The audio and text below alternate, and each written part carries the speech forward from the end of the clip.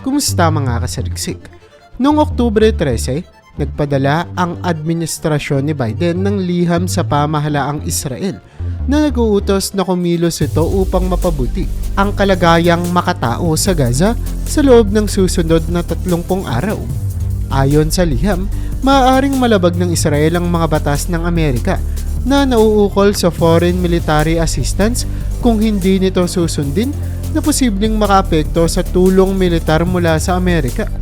Ang liham ay mula kina US Secretary of State Antony Blinken at Secretary of Defense Lloyd Austin at ipinadala sa Israeli Minister of Defense Yoav Gallant at Minister of Strategic Affairs Ron Dermer.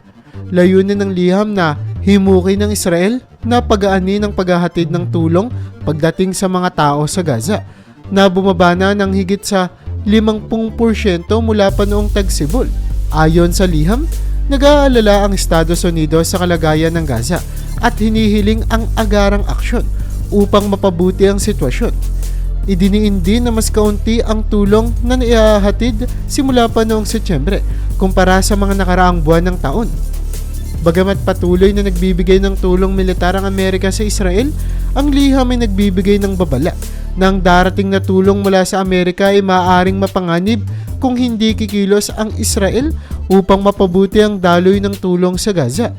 Nakasaad din sa liham ang mga hinihingi ng Amerika kasama ang pagpapapasok ng 350 truck ng tulong sa Gaza araw-araw sa lahat ng pangunahing ruta, paglikha ng mga humanitarian pauses para sa mga aktibidad ng tulong at pagpapabuti ng seguridad para sa mga convoy ng naghahatid ng tulong. Ang aksyong ito ng Amerika ay bahagi ng kanilang patuloy na pagsusuri sa mga pangako ng Israel na hindi nito hahadlangan ang daloy ng tulong papunta sa enclave.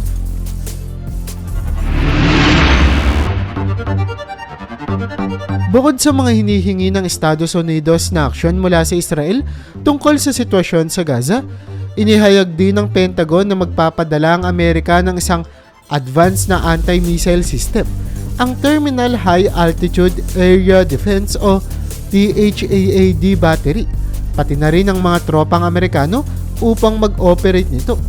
Ang hakbang na ito ay bilang suporta sa depensa ng Israel laban sa mga pag-atake mula sa Iran noong Abril 13 at Oktubre 1. Ayon kay Major General Patrick Ryder, Press Secretary ng Pentagon, hindi ito ang unang pagkakataon na ipinakalat ang THAAD system sa Middle East dahil nagamit na ito sa isang military exercise sa Israel noon pang 2019. Gayunpaman, ang kasalukuyang pag-deploy ng karagdagang tropa ng Amerika ay kapansin-pansin, lalo na't patuloy na tumataas ang tensyon sa pagitan ng Israel at Iran.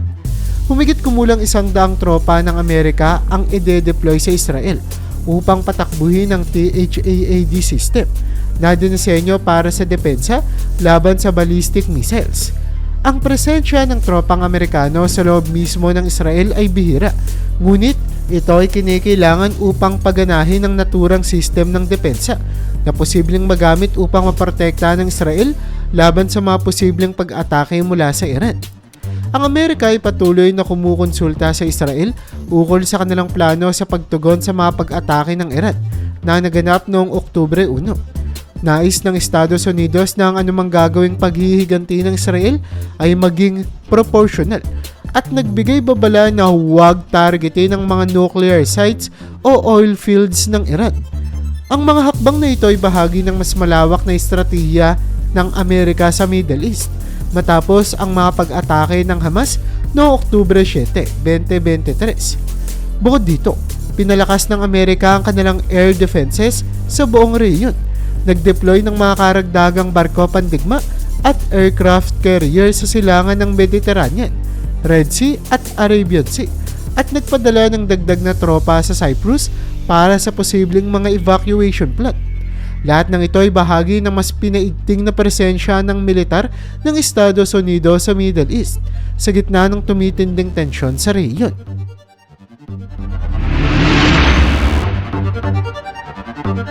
Sa gitna nga ng tumitinding tensyon at patuloy na kaguluhan sa Gaza, Maraming mga buhay ang nabibitag sa isang kalunos-lunos na sitwasyon na tila walang katapusan. Isa sa mga ito ay ang kwento ni Tamara Al-Maaroof at ng kanyang sanggol na si Jihad, na hindi pa man sumasapit sa ika-4 na buwang gulang ay kinikailangan ng sumailalim sa isang maselang operasyon dahil sa isang tumor na natagpuan malapit sa kanyang maliit na puso. Bagamat nagawa ng mga doktor na alisin ang ilang bahagi ng tumor, nananatiling delikado ang kalagayan ng bata, na ngayon ay patuloy na nangangailangan ng tulong medikal sa ibang bansa. Subalit tulad ng napakaraming mga pasyente sa Gaza, tila imposibleng maisagawa ang kanyang paglilipat para sa mas angkop na gamutan dahil sa mahigpit na kontrol ng Israel sa mga border crossings tulad ng Rafah. Nakakapanlumo ang sitwasyon sa Nasser Hospital sa Khan Yunis, ang pangalawa sa pinakamalaking lungsod sa Gaza. Araw-araw itong puno ng mga sugatang biktima ng airstrikes at iba pang anyo ng karahasan. Gayun din, patuloy na lumalala ang mga sakit na dati ay madaling magagamot, ngunit ngayon ay kumakalat ng mabilis dahil sa kawalan ng sapat na medisina at kagamitan.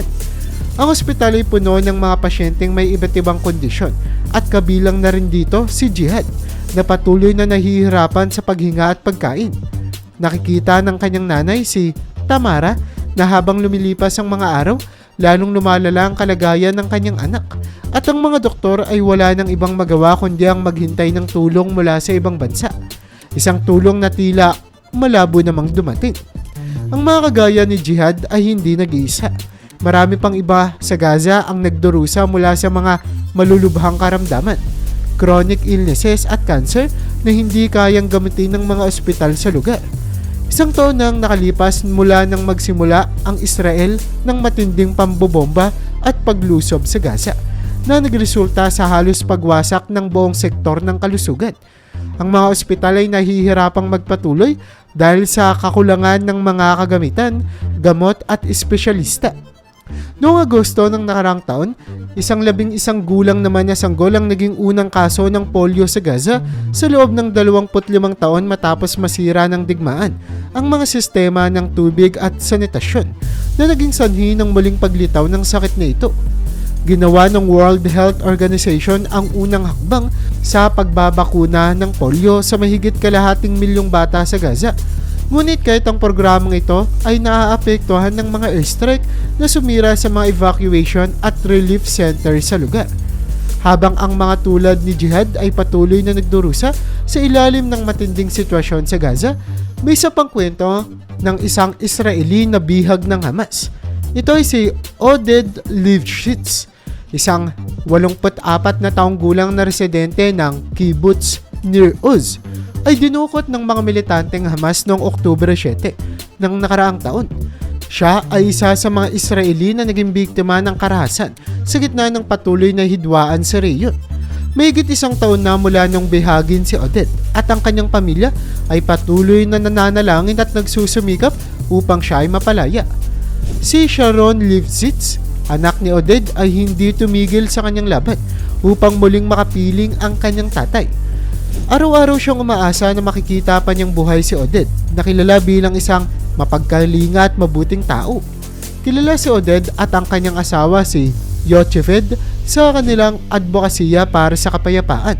Sa loob ng maraming taon, voluntaryo nilang hinahatid ang mga Palestino mula sa Gaza patungo sa mga ospital sa East Jerusalem at West Bank para sa gamutan. Si Oded ay isang malakas na taga-suporta ng two-state solution. Naniniwala siyang posible ang kapayapaan sa pagitan ng mga Israeli at Palestino.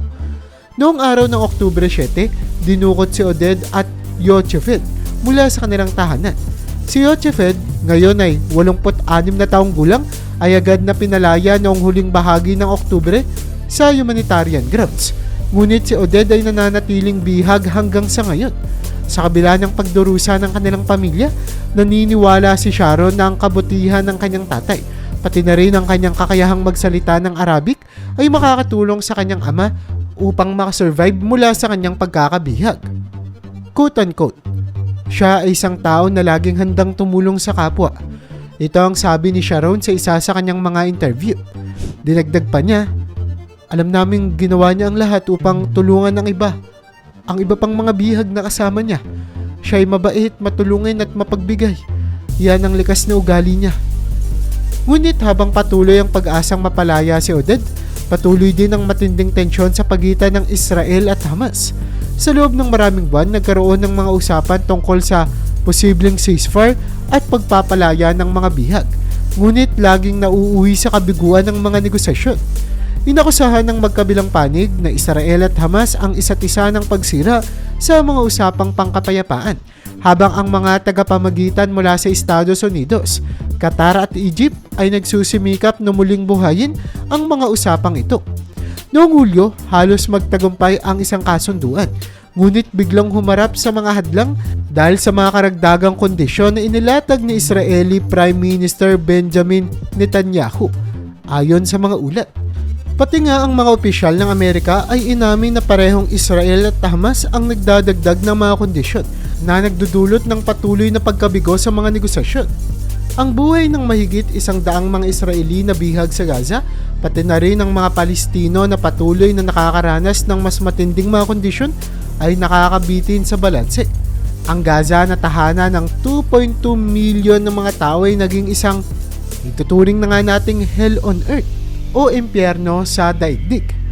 Ayon sa mga ulat ng mga humanitarian agencies na patuloy na nananawagan para sa isang ceasefire upang mailigtas ang buhay ng mga tao.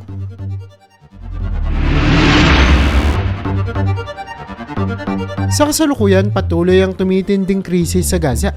Isa sa mga pinakamasaklap na larawan ng sitwasyon ay makikita sa Jabalia, hilagang bahagi ng Gaza kung saan libo-libong tawang nagugutom.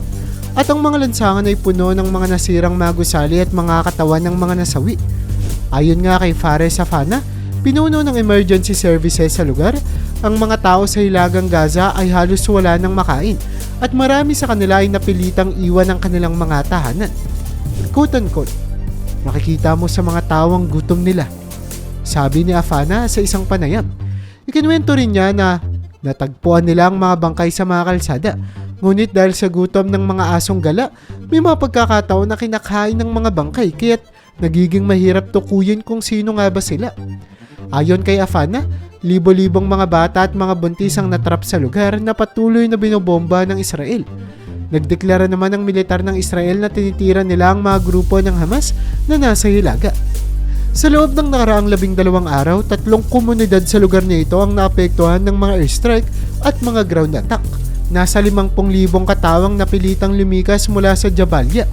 Ayon sa ulat ng United Nations o UN, ngunit mahigit 400,000 ang nananatili sa hilagang Gaza. Marami sa kanila ay nagugutom at patuloy na binobomba. Inilalarawan ng UN na wala ng sapat na pagkain ang pumapasok sa lugar mula pa noong Oktubre at maraming tawang nanganganib sa gutom.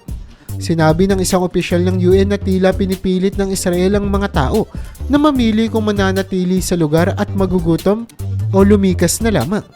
Kahit na sinasabi ng Israel na hindi sila humahadlang sa mga humanitarian aid, inireport naman ni Afana na noong Lunes, binaril ng mga sundalong Israeli ang mga nagugutom na residente habang naghahanap ng pagkain sa isang warehouse ng United Nations Relief and Works Agency. Dagdag pa niya, ang sitwasyon ay lalong lumalala dahil kahit ang mga ambulansya ay tinatamaan ng mga shrapnel mula sa mga pambobomba. Ayon sa ulat nga, mahigit 300 na mga Palestino ang nasawi sa hilagang Gaza mula nang magsimula ang mga opensiba ng Israel. Marami sa kanila ay mga sibilyan, kabilang ang mga bata at kababaihan. Noong Martes, may naitalang 17 na katao na nasawi pa sa lugar na ito. Bago pa man ang digmaan, ang Jabalia Refugee Camp ay isang masiglang komunidad, puno ng mga bata at mga pamilyang nagtitipon tuwing may pista o Ramadan. Ngunit ngayon, ayon kay Abdul Karim Al-Zuwaidi, isang mamamahayag mula sa Gaza, ang dating matahimik at masayang komunidad ay naging abo na lamang dahil sa walang tigil na pambobomba at kakulangan sa pagkain. Patuloy na nahihirapan ng mga tao sa Gaza. Maraming inosente ang patuloy na nabibiktima tulad ni Jihad, ang batang Palestino na nangangailangan ng tulong medikal, at si Oded Livchitz, isang matandang Israeli na bihag pa rin ng Hamas. Pero silang naging simbolo ng mga buhay na naiipit sa digmaan na hindi nila pinili. Sa kabila ng mga paghihirap, Patuloy ang pag-asa ng mga pamilya ng mga biktima at bihag. Umaasang magkakaroon ng kapayapaan at katarungan sa gitna ng kaguluhan.